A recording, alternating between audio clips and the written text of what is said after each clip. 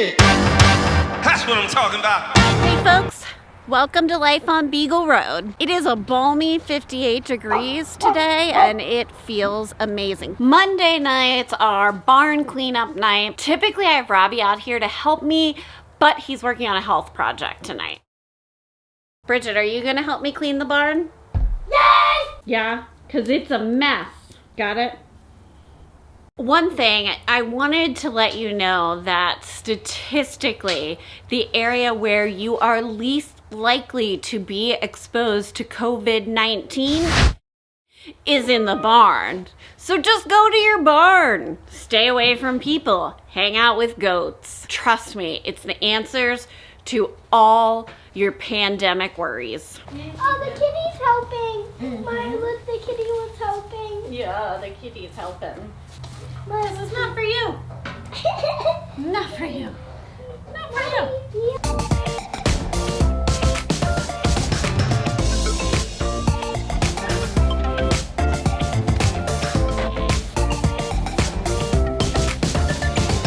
This end kidding stall is going to become home to cat beds and cat toys for now because we only have 2 more does to kid, and the goats that I'm separating at night so I can milk are too big to go in here. They will jump out, so can free up some space. Just came to the conclusion it might be time for a clean box. That one was a little gross. It's supposed to go back there. Okay, you're doing a great job, baby. I just have to flatten it back there. And I kept kicking it back.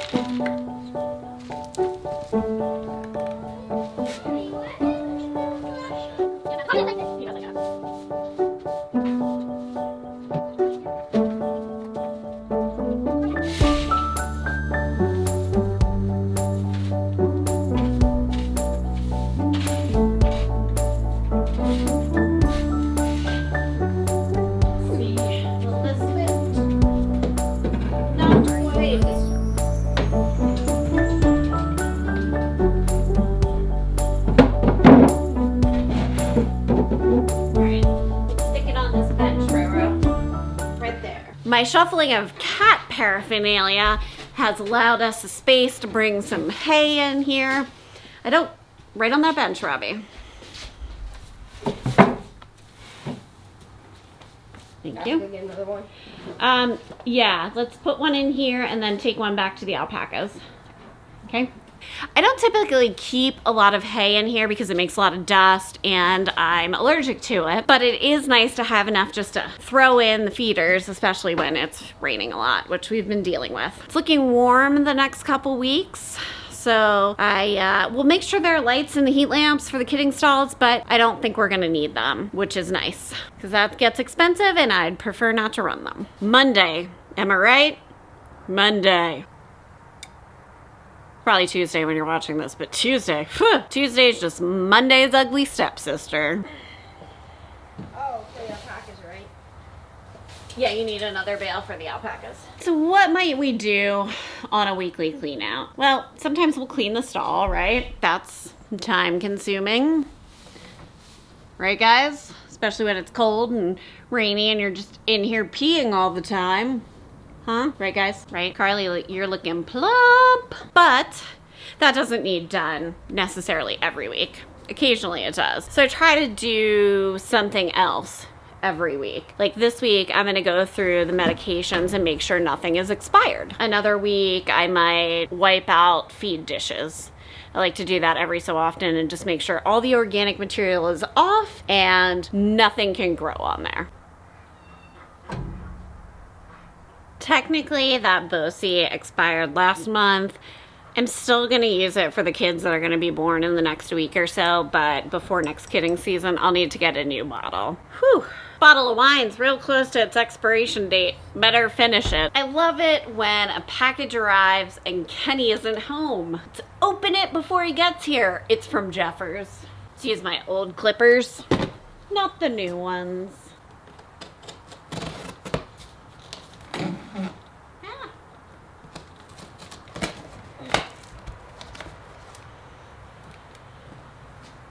How is my battery dying? I just changed the battery before I came out here. Ugh, my minerals. All right, so I ordered some Sweet Licks minerals. I'm gonna use the stuff with Rumensin, which is a coccidia prevention. We never got like a good hard freeze this winter, so I'm definitely concerned about the levels of coccidia in the soil, especially with having kids on the ground. Somebody uses preventative. My good friend Lacey at Heart of the Matter Farm did a little research and discovered that it's the same stuff that's used in cows. They tell you it's not for lactating goats, but it's only because the research hasn't been done. So I'm willing to roll the dice on that and use it because I don't want sick goats. Do not use minerals with Rumensin if you have horses that could potentially get into those minerals. It will kill them. That's just my little PSA for the day. Okay? Don't let them get it. Or the coronavirus. Don't let them get the coronavirus either.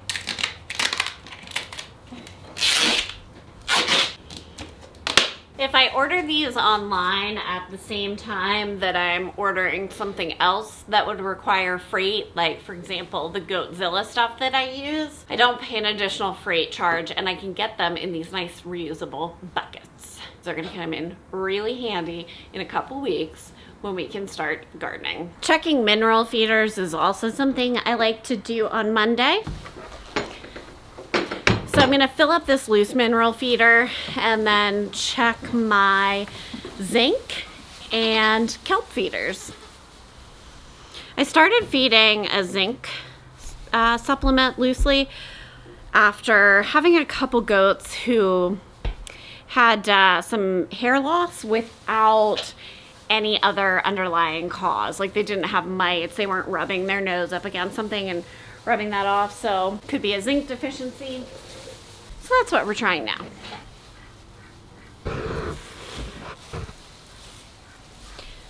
Everyone loves the minerals.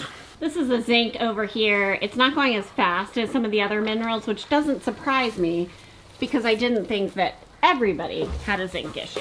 Goats are really good at regulating their mineral intake. They will decide what they need, when, and eat it. I just make sure they have it. So it does look like everybody needs kelp.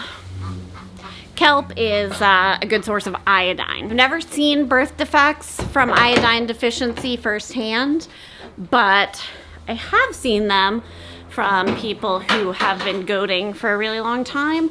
And so I decided to add that to my regimen and avoid ever seeing that stuff firsthand.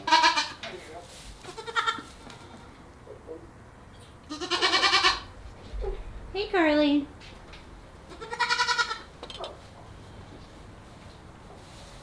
Carly's due about the 15th of March. I didn't write down the date. I bred her on a whim. I wasn't gonna breed her this year. And then she went into screaming heat, like, I must have a baby.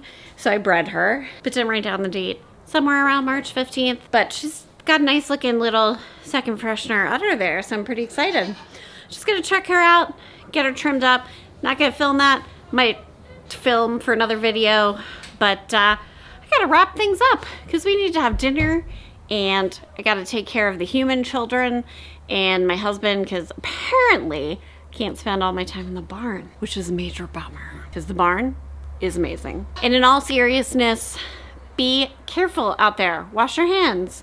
Don't let people sneeze in your face. Don't hang out in large groups of people. Go to your barn and hang out with your goats. That's how you stay healthy. That's been Health Corner with Dr. Wino. Yeah. Okay, good talk, folks. Come back again soon. Bye.